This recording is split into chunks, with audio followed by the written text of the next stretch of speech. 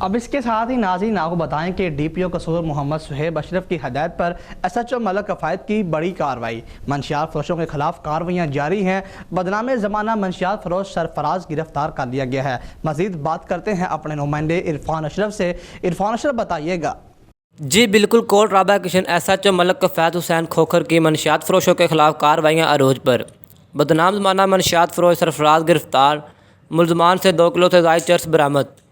ملزمان کو گرفتار کر کے مقدمہ درج کر لیا۔ ایس ایچ او ملک کفایت کا کہنا تھا ملزمان سرفراز کوٹ رابعہ کشن اور گرد و نواح میں چرس فروخت کرنے کا کاروبار کرتا تھا۔